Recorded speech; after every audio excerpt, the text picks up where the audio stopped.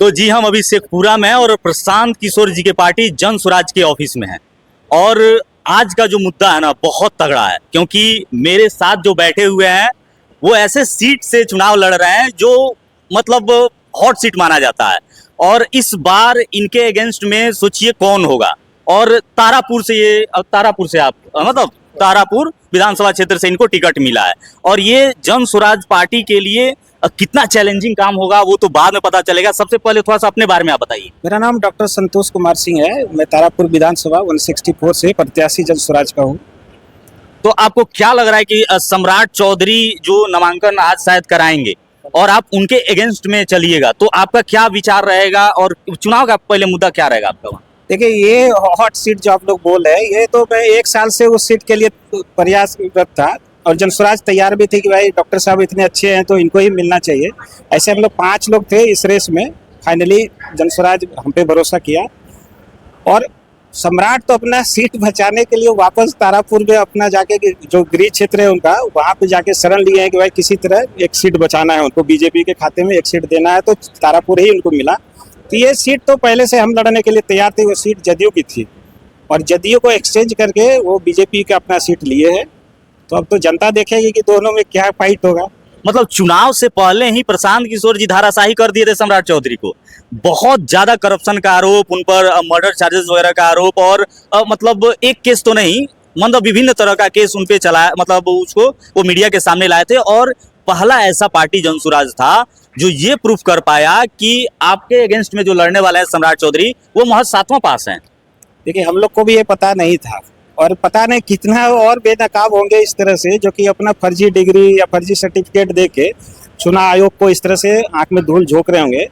तो देखिए, ये क्या, जब ये पब्लिक प्लेटफॉर्म पे आते हैं तो आपको ये हक होना चाहिए कि अगर आपने कुछ वैसा काम किया है तो उसको अपना रखिए।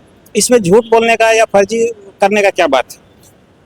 आप लोगों के पार्टी पे जो विपक्षी पार्टियां हैं, चाहे आरजेडी का बात करें चाहे वो एनडीए का बात करें, तो वो आरोप यही लगाता है कि भाई उनके पास पैसा आता कहां से है, फंडिंग ये कहां से वो कहां से, जिसका जवाब समय समय पर जो आपके जन स्वराज पार्टी के जो एक तरह से संस्थापक बोलिए प्रशांत किशोर जी वो देते आ रहे हैं।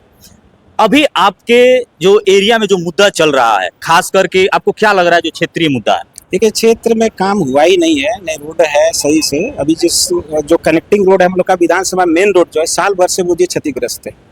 तो एज ए डॉक्टर हम लोग देखते हैं कि कितना भयावह स्थिति है कि साल भर से आपका रोड पूरा डैमेज है।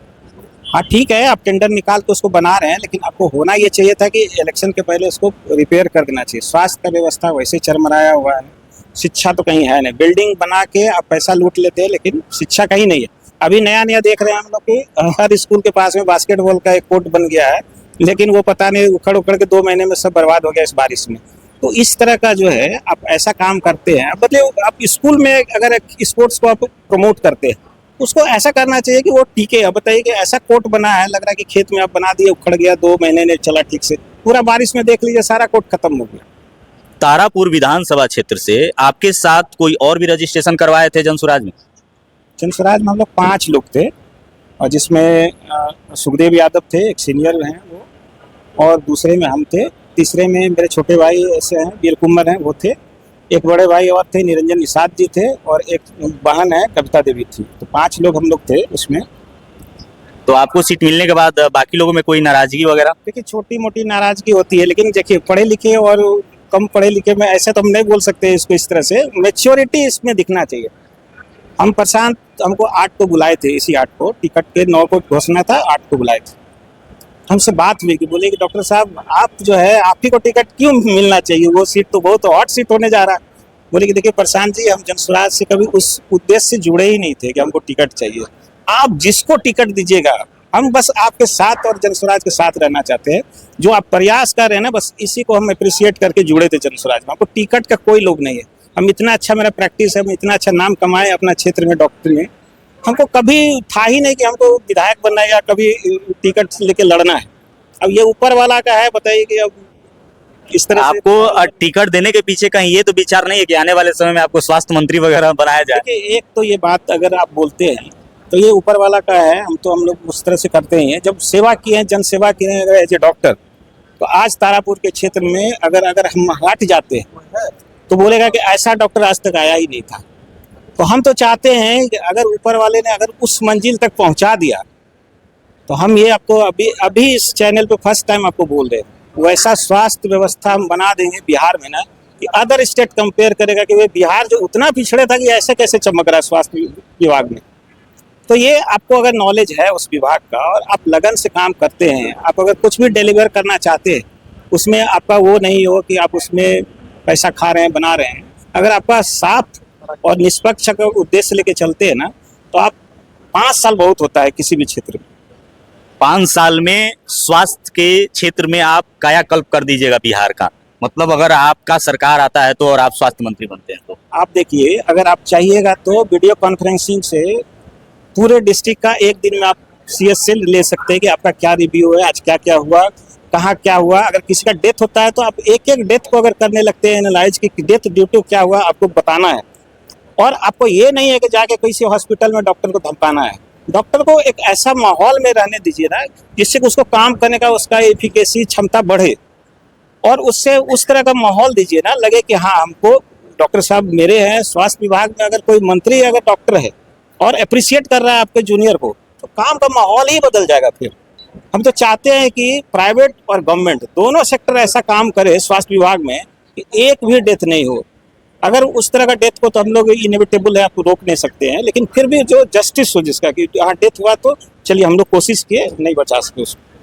अभी आप एक न्यूज आपको मिला होगा कि कुछ ही दिन पहले पीएमसीएच में मनीष कश्यप पर कुछ हुआ था, कुछ प्रॉब्लम हुआ था। तो एक तरफ से उनका दिखाना था कि जो डॉक्टर वगैरह लोग हैं, जो खास करके या फिर जो भी जुड़े हुए व्यक्ति हैं जो स्वास्थ्य विभाग से, उनका वर्चस्व इस तरह से अपने हॉस्पिटल पर हो गया है कि बाहर से अगर कोई आदमी आकर के कुछ अच्छा काम भी करवाना चाहे तो वो मुश्किल नहीं है। ये चैलेंजिंग रहेगा। देखिए क्या होता है ना, बताते हैं, यही आपको समझना है। आप तो अगर डॉक्टर अगर हेल्थ मिनिस्टर बनता है तो पहले क्या करेगा, मेडिकल कॉलेज जाएगा, स्टूडेंट के बीच में जाएगा, अपना बात शेयर करेगा। और जो थोड़ा सा क्या ना, देखिए आप अपने घर में कैसे शेयर होते हैं, सेम है। जो वहीं से एमबीबीएस किया है और वहीं से पीजी कर रहा है, जो 10 साल अपना कैंपस में गुजार चुका है, उसको तो भाई वो शेयर होगा ही। और उससे अगर आप उस तरह से बात करते हैं, उसको मतलब आप थोड़ा भी अगर लगता है कि भाई उसको उसका मानहानि हुआ कुछ बात में, या इमेज उसका थोड़ा सा डाउन हुआ लग रहा है कि आप उस तरह रूडली बात कर लेते हैं। मनीष कश्यप थोड़ा है ना कि उनका आवाज ही वैसा है कि लगेगा कि हाँ तेज है, लगेगा कि रूडली बात कर रहा है। तो डॉक्टर लोग क्या है ना, देखिए उनका भी समझना चाहिए जो 24 घंटा जगा हुआ है, 48 घंटा कोई कुछ जगा हुआ है, किसी का एक्स्ट्रा ड्यूटी कर रहा है तो थका हुआ रहता है। तो वो लोग भी चाहते, कोई चाहता है कि पेशेंट नहीं बचे, सब लोग चाहता है कि भाई पेशेंट आए तो बचाना है। किसी को ज़्यादा सिंपैथी लगाव रहता है तो ज़्यादा डेडिकेटेड होकर काम करता है, किसी को थोड़ा सा कम रहता है तो कम डेडिकेटेड होकर काम करता है। तो वो दुर्भाग्यपूर्ण था, वैसा होना नहीं चाहिए। अब डॉक्टर क्या है ना, जब आप बाहर निकलिएगा तो समाज में आपका की इज्जत, आप जब तक हॉस्टल और कैंपस में तब तक तो आप बॉस है, ताकि आपका ग्रुप रहता है, आपका वो घर है। लेकिन जब बाहर निकलिएगा समाज में तो आप वैसा कर नहीं सकते, परिस्थिति एकदम विपरीत हो जाती है बाहर निकलते ही। आपको क्या लग रहा है, थोड़ा सा हम लोग आएंगे, क्योंकि आप जिस सीट से चुनाव लड़ रहे हैं वहां पे सम्राट चौधरी का पकड़ पहले से सुनते थे कि बहुत मजबूत है। आपको क्या लग रहा है कि वो चुनौती दे पाएंगे इस बार, जितना आप लोग उन पर जो आरोप तो नहीं बोलेंगे, एक तरह से प्रूफ के साथ जो आप लोग पेश किए हैं, सबूत के साथ जो मीडिया के सामने जो सब साक्ष्य पेश किए हैं कि कैसे उन पर चार्जशीट लगा हुआ है, कैसे वो 7वां पास है या फेल है जो भी है, और वो जो डॉक्टरेट का डिग्री जो मानद डिग्री लेकर के जो घूम रहे थे, इस सब को उजागर करने के बाद आपको क्या लग रहा है कि जो वहाँ की जनता है इस चीज को बखूबी समझ करके उनका जो पकड़ है थोड़ा सा कमजोर होगा उससे? देखिए ऐसा नहीं है कि उस क्षेत्र में सम्राट जी का नाम है, लेकिन ऐसा नहीं कि और लोग भी नहीं है। जो नीचे है वो भी ऊपर आना चाहता है, सबको पढ़ने का शौक रहता है, सबको नाम कमाने का रहता है। तो देखिए इससे थोड़ा तो इमेज आपका धूमिल होता है। अगर आप मान लीजिए कि हम ही एज ए डॉक्टर है, अगर मेरे पे कुछ है या झूठा हम उस तरह के करते हैं, बाद में डिस्क्लोज होता है तो आपका छवि तो धूमिल होता है। लेकिन आज तक क्या था कि 2 पार्टी या 3 पार्टी गठबंधन में इस तरह थी कि सामने वाला भी उस तरह का है और हम भी उसी तरह के हैं, तो आरोप प्रत्यारोप लगाए तो लगाए कैसे? मान लीजिए कोई दारू पीते हुए रूम में होटल में पकड़ा रहा है तो बोलता है अरे आपका वीडियो भी तो मेरे पास है, आपकी पार्टी का। तो इस तरह से लोग एक दूसरे को ना उस तरह से दबा देता था। लेकिन प्रशांत जी का करेज देखिए, वो बोलते हैं कि भाई करेज होना चाहिए, छाती में ना ये जिगर होना चाहिए, जिगर रहेगा तभी आप कर सकते हैं। अरे आप स्वच्छ छवि का आदमी है, आपको उस तरह का नहीं है, तो बोलते हैं कि भाई इतना लोग है, चैलेंज करते हैं, कोई हम पे तो उंगली उठा के दिखाओ। तो एक तरह से बात पहले यही था कि किसको बोलेंगे, उधर से अगर कोई कुछ बोलता है तो भाई यहाँ से भी कुछ सुनने के लिए मिलेगा, तो इसीलिए बात आगे नहीं बढ़ता था। लेकिन